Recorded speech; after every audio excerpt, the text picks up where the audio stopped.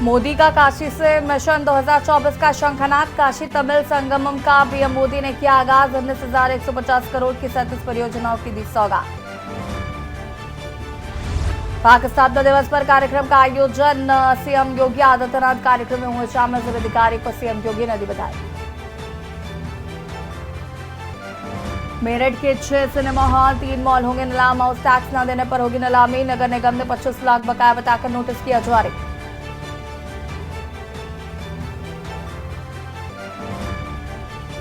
अयोध्या श्री राम मंदिर निर्माण कार्य की एक्सपर्ट तस्वीर जारी। मंदिर निर्माण कार्य में प्रथम तल का चल रहा निर्माण कार्य। 22 जनवरी 2024 को राम मंदिर की होगी प्राण प्रतिष्ठा। बुलंदशहर में अवैध इमारतों पर चल रहा बुलडोजर। बिना नक्शा पास कराए काटी जा रही थी अवैध कॉलोनियां। रास्ते और बाउंड्री वॉल की हुआ ध्वस्तीकरण की कार्रवाई। पहाड़ों में हो रही बर्फबारी के बाद मैदानी इलाकों में भी देखने को मिली ठंड। मौसम विभाग ने आगामी दिनों के लिए जारी किया ठंड का अलर्ट। आप देख रहे हैं के न्यूज, खबरों का सारथी। नमस्कार, खबर उत्तर प्रदेश में आप सभी का स्वागत है। मैं हूं आपके साथ यश शुक्ला। खबरों का रुख करेंगे, लेकिन उससे पहले आपको ले चलते हैं वाराणसी, जहां पर मुख्यमंत्री योगी आदित्यनाथ क्या कुछ कह रहे हैं, सुन लेते हैं। आपको बता दें कि यहां पर नवाचार, व्यवसाय, देवालय व्यवस्था, ग्रामीण पृष्ठभूमि तथा संस्कृति जगत से जुड़े हुए 12 समूह काशी का भ्रमण करेंगे और विषय विशेषज्ञों से यहां पर संवाद भी करेंगे।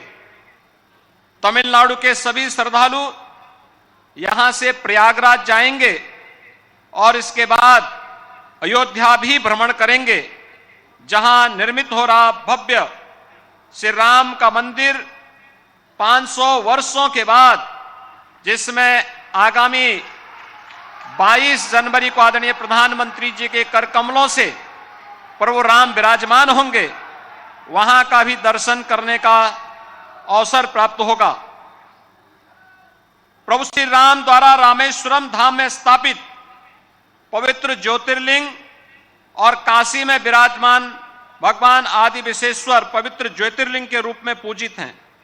यह ज्योतिर्लिंग काशी और तमिलनाडु के संबंधों का केंद्र बिंदु है। भगवान श्री राम, भगवान शिव के माध्यम से निर्मित इस संबंध सेतु को आदि शंकराचार्य ने भारत के चारों कोनों में पवित्र पीठ की स्थापना कर आगे बढ़ाया था। आदरणीय प्रधानमंत्री जी इस महायज्ञ को वर्तमान में एक नई गति प्रदान कर रहे हैं। उनके यशस्वी नेतृत्व में देश की गौरवशाली आस्था के प्रति सम्मान और पुनर्स्थापना का कार्य तेजी के साथ आगे बढ़ रहा है। श्री काशी विश्वनाथ धाम इसका जीवंत उदाहरण है। गत 1 वर्ष में तमिलनाडु एवं अन्य दक्षिणी राज्यों से काशी आने वाले पर्यटकों और श्रद्धालुओं की संख्या में भारी वृद्धि देखने को मिली है। काशी और तमिलनाडु में भारतीय संस्कृति के सभी तत्व समान रूप से संरक्षित हैं। काशी के धार्मिक महत्व के कारण देश के सभी भागों के लोग सदियों से यहां आते रहे हैं। इससे गंगा जी के तट पर बसी हुई यह पवित्र नगरी भारत की धर्म, संस्कृति और आध्यात्मिक चेतना का केंद्र बनी हुई है। यहां ज्ञान, धर्म, दर्शन, संस्कृति, साहित्य, कला और शिल्प का अद्भुत समागम है। इसी तरह तमिलनाडु भी प्राचीन काल से ही संस्कृति, ज्ञान, कला, शिल्प और साहित्य का केंद्र रहा है। तमिल भाषा का साहित्य अत्यंत प्राचीन और समृद्ध है। भारत में संस्कृत एवं तमिल साहित्य सबसे प्राचीन साहित्य है। समस्त भारतीय भाषाएं और उनका साहित्य सभी को अपने में समाहित करता है। समावेशी सांस्कृतिक प्रेरणा का यह स्रोत समाज में सद्भाव और समरसता बनाए हुए है। काशी तमिल संगम के आयोजन से तमिलनाडु के अतिथि न केवल उत्तर प्रदेश और काशी की समृद्ध सांस्कृतिक विरासत से परिचित होंगे, अभी तो उत्तर और दक्षिण के इस संगम से हमारे सांस्कृतिक राष्ट्रवाद को एक नया बल भी मिलेगा। आदरणीय प्रधानमंत्री जी के इस विजन के प्रति एक बार फिर से हृदय से आभार व्यक्त करते हुए उन्हीं की काशी में आज के इस उद्घाटन कार्यक्रम के अवसर पर हृदय से अभिनंदन और स्वागत करते हुए आप सभी अतिथियों का भी मैं प्रदेशवासियों की ओर से हृदय से स्वागत और अभिनंदन करता हूं। धन्यवाद। जय हिंद। மாண்புமிகு உத்தரப்பிரதேச முதல்வர் அவர்கள் ஆற்றிய உரையின் சுருக்கத்தை இங்கே உங்களுக்கு புரிந்து கொள்வது और काशी तमिल संगमम कार्यक्रम में मुख्यमंत्री योगी आदित्यनाथ पहुंचे हुए हैं और आपको बता दें कि प्रधानमंत्री नरेंद्र मोदी ने इस कार्यक्रम की शुरुआत की है। और बढ़ेंगे खबरों की ओर। कानपुर से खबर, जहां पर पंडित ताराचंद पांडे का जन्म शताब्दी महोत्सव। कानपुर विश्वविद्यालय में मनाया गया जन्म शताब्दी महोत्सव। विश्व प्रख्यात भगवताचार्य वेणुगोपाल के भजनों ने बांधा समा। पंडित ताराचंद न्यास दीनदयाल शोध केंद्र के तत्वाधान में कार्यक्रम।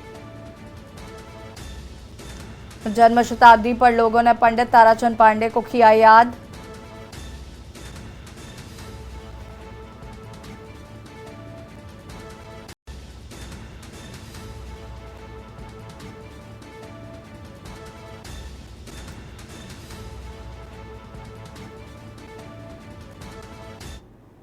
एक कार्यक्रम कानपुर यूनिवर्सिटी के ऑडिटोरियम में हो रहा है, प्रेक्षागार में। ये हमारे दादाजी पंडित ताराचंद पांडे जी हैं। इनके 100 वर्ष पूरे होने पर हम लोगों ने एक प्रोग्राम रखा है। हमारी एक संस्था है पंडित ताराचंद न्यास। इसके थ्रू लोगों को हम बताते हैं कि कैसे अपने संस्कार को अपनाएं, हिंदुत्व को अपनाएं, अपने धर्म को अपनाएं। इसके थ्रू हम लोग बहुत सारे सांस्कृतिक धार्मिक कार्यक्रम भी किया करते हैं, जैसे कि मेडिकल कैंप लगाते हैं, आई चेकअप कैंप लगाते हैं, ब्लड डोनेशन कैंप लगाते हैं। बाकी यहाँ पर आज कार्यक्रम में हम लोगों ने वेणुगोपाल महाराज जी हैं वृंदावन के, ये इनको बुलाया है यहाँ पर अपने प्रवचन देने के लिए हम लोगों को आध्यात्म के ऊपर। जितने कानपुर शहर के नामी ग्रामी लोग उनको बुलाया गया है यहाँ पर, ताकि वो भी तो तौर पर मिस्टर विनय पाठक जी जो है अपने कुलपति हैं कानपुर यूनिवर्सिटी के, और उनके जो उप कुलपति हैं अवस्थी जी, उन दोनों को बुलाया गया था।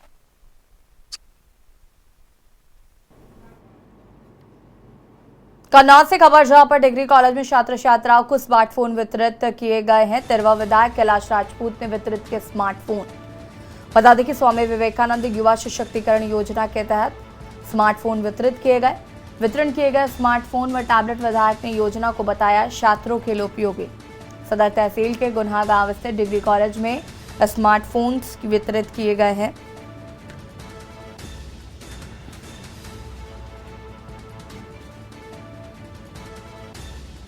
विधायक ने इस योजना को बताया उपयोगी।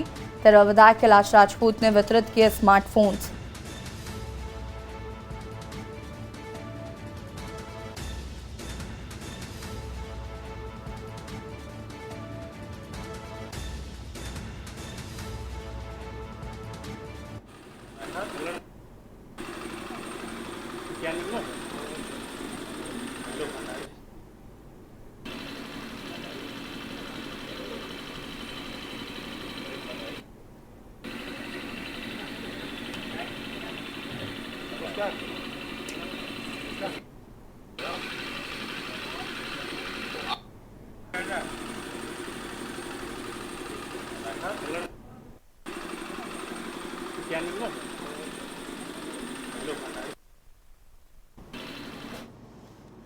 कन्नौज से खबर आपको बता देते हैं, जहां पर पुलिस अधीक्षक ने खिलाड़ियों का किया सम्मान। गोल्ड लाने वाले खिलाड़ियों का बढ़ाया उत्साह। आपको बता दें कि ओपन नेशनल चैंपियनशिप में कन्नौज के लिए गोल्ड मेडल एथलीट आशेंद्रा पाल अंकित कुमार को यूपी की तरफ से चुना गया।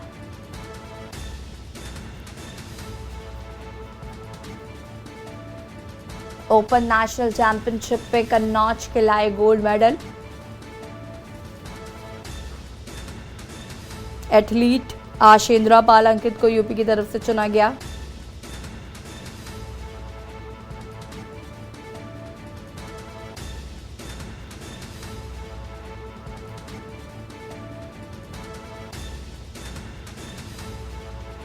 ओपन नेशनल चैंपियनशिप में कन्नौज के लिए लाए गोल्ड। एथलीट अश्विंद्रा पाल अंकित को यूपी की तरफ से चुना गया। पुलिस अधीक्षक ने खिलाड़ियों का किया सम्मान।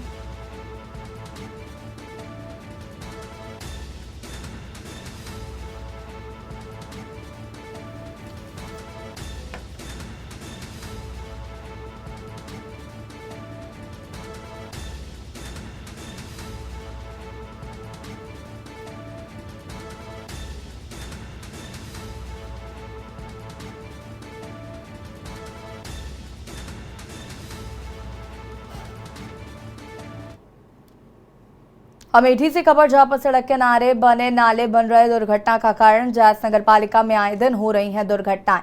तेज रफ्तार ट्रक अनियंत्रित होकर नाले में पलटा। ट्रक पलटने से सड़क किनारे बने घर की बाउंड्री टूटी। बाल बाल बचे ट्रक ड्राइवर व स्थानीय लोग। जायस के नगर पालिका कस्बे का ये पूरा मामला।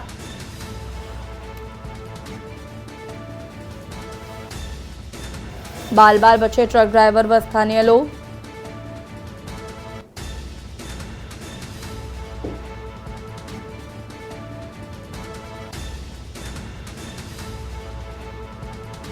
जायस नगर पालिका में आए दिन हो रही दुर्घटनाएं। तेज रफ्तार ट्रक अनियंत्रित होकर नाले में पलटा।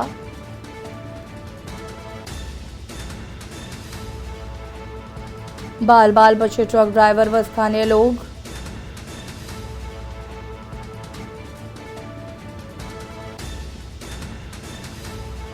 जायस नगर पालिका में आए दिन हो रही दुर्घटनाएं।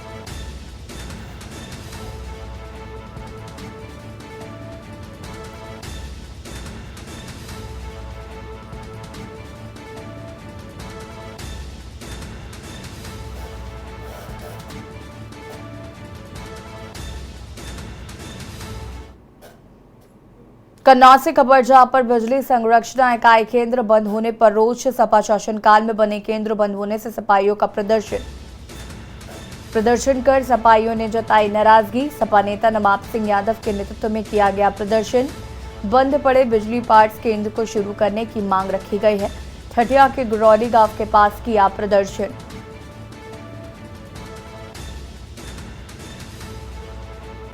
ठठिया के गुरौली गांव के पास किया प्रदर्शन।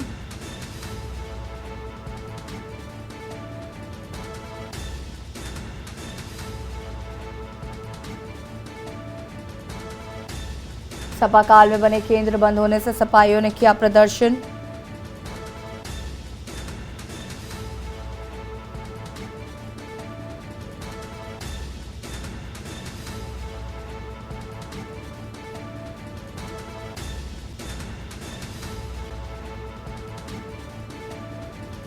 सपा काल में बने केंद्र बंद होने से सपाइयों का प्रदर्शन।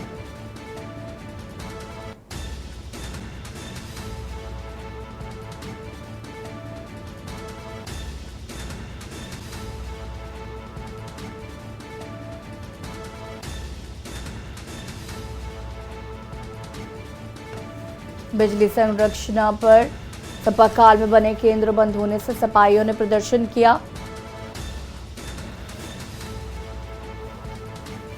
सपा नेता नवाब सिंह के यादव के नेतृत्व में किया गया प्रदर्शन। और इसी खबर पर ज्यादा जानकारी के लिए संवाददाता अभय कटियार फोन लाइन पर जुड़ चुके हैं। अभय, क्या कुछ जानकारी है इस पूरे मामले को लेकर?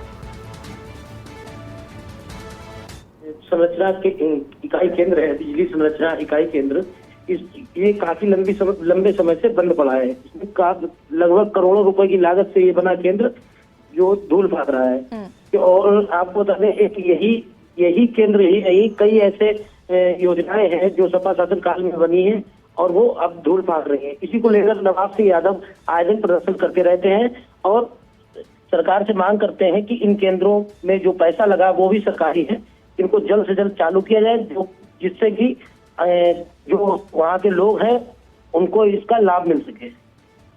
ठीक है, बहुत शुक्रिया आपका तमाम जानकारी के लिए। और बता दें कि कन्नौज से खबर, बिजली संरक्षण इकाई केंद्र पर बने केंद्र को बंद करने को लेकर आपको बता दें कि यहाँ पर सपाइयों ने प्रदर्शन किया है।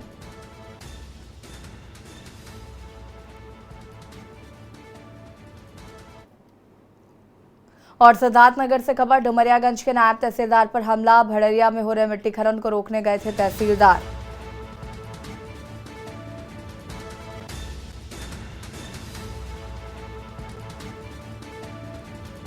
नायब तहसीलदार की गाड़ी को दबंगों ने जेसीबी से मारी टक्कर, बाल बचे नायब तहसीलदार।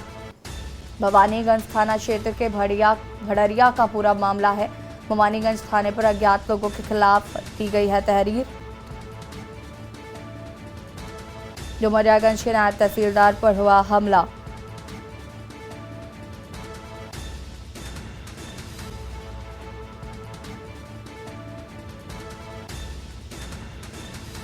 सरकारी गाड़ी को दबंगों ने जेसीबी से किया हमला। भवानीगंज थाना क्षेत्र के भड़रिया की ये पूरी घटना बताई जा रही है।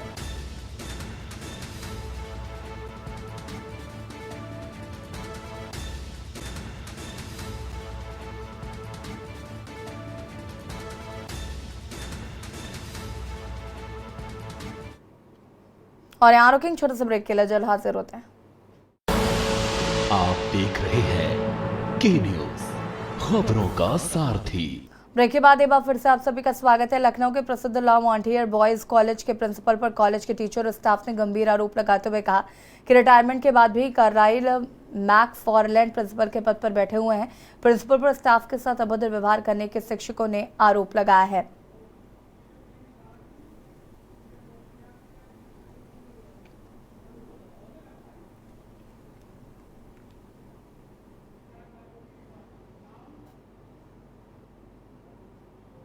और सीधे आपको ले चलते हैं वाराणसी, जहां पर प्रधानमंत्री नरेंद्र मोदी क्या कुछ कह रहे सुन लेते हैं। एआई टेक्नोलॉजी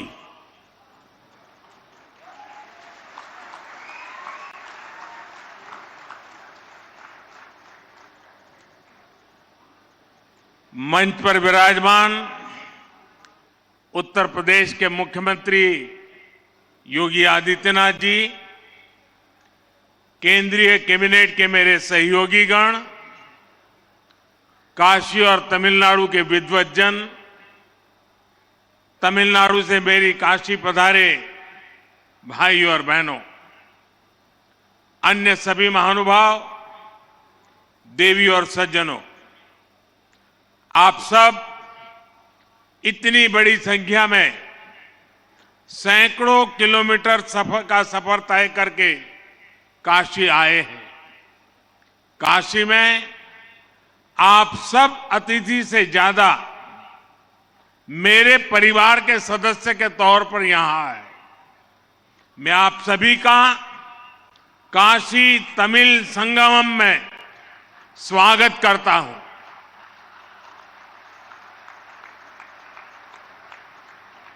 मेरे परिवारजनों, तमिलनाडु से काशी आने का मतलब है महादेव के एक घर से उनके दूसरे घर आना। तमिलनाडु से काशी आने का मतलब है मदुरई मीनाक्षी के यहां से काशी विशालाक्षी के यहां आना। इसलिए तमिलनाडु और काशी वासियों के बीच हृदय में जो प्रेम है, जो संबंध है, वो अलग भी है और अद्वितीय भी है। मुझे विश्वास है काशी के लोग आप सभी की सेवा में कोई कमी नहीं छोड़ रहे होंगे। आप जब यहां से जाएंगे तो बाबा विश्वनाथ के आशीर्वाद के साथ साथ काशी का स्वाद, काशी की संस्कृति और काशी की स्मृतियां भी ले जाएंगे। आज यहां आर्टिफिशियल इंटेलिजेंस के माध्यम से टेक्नोलॉजी का नया प्रयोग भी हुआ है। ये एक नई शुरुआत हुई है और उम्मीद है इससे आप तक मेरी बात पहुंचना और आसान हुआ है। Is it okay? Annamalai? The friends from Tamil Nadu, is it okay? You enjoy? So this was my first experience. In future I will use it. You will have to give me the detailed response. Now, as usual, I'll speak in Hindi. He will help me to interpret in Tamil. मेरे परिवारजनों, आज यहां से Kanyakumari Varanasi Tamil Sangamam train को हरी झंडी दिखाई गई है। मुझे थिरुकुरल, मणिमेकलई और कई तमिल ग्रंथों के विभिन्न भाषाओं में अनुवाद के लोकार्पण का भी सौभाग्य मिला है। एक बार काशी के विद्यार्थी रहे सुब्रमण्यम भारती जी ने लिखा था, काशी नगर पुलवर पेशुम ओरैताम कांची इल केट पदरकू और करुवी सेचो।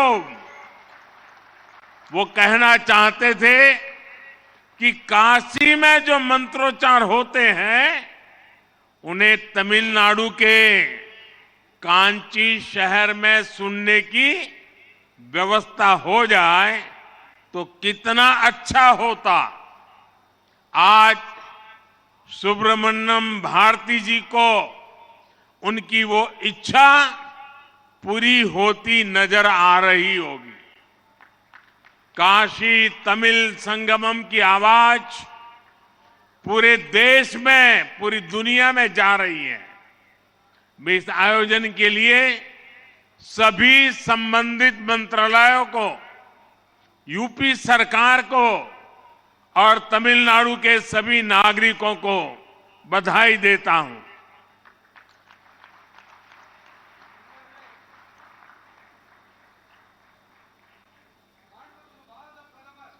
माइक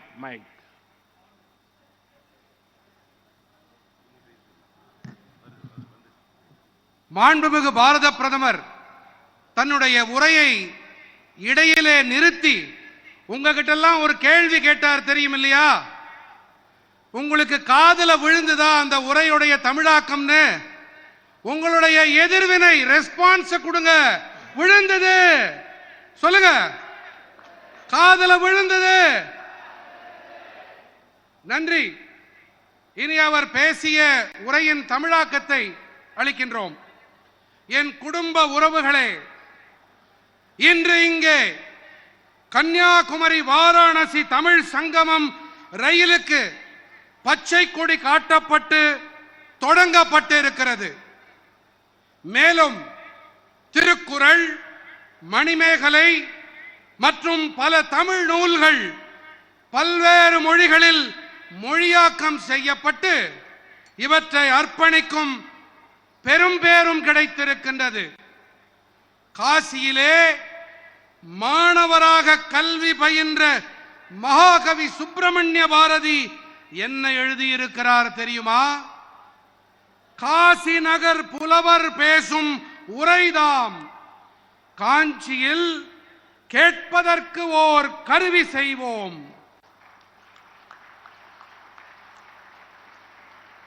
அவர் கூற விரும்பியது என்ன தெரியுமா? காசியிலே புரியப்படும் மந்திர और यहाँ पर वाराणसी से प्रधानमंत्री नरेंद्र मोदी को आप सुन रहे थे, जहाँ पर काशी तमिल संगमम का हरी झंडी दिखाकर उसे रवाना किया प्रधानमंत्री ने। और फिलहाल खबर उत्तर प्रदेश में इतना ही। देखते रहिए के न्यूज़ इंडिया। नमस्कार।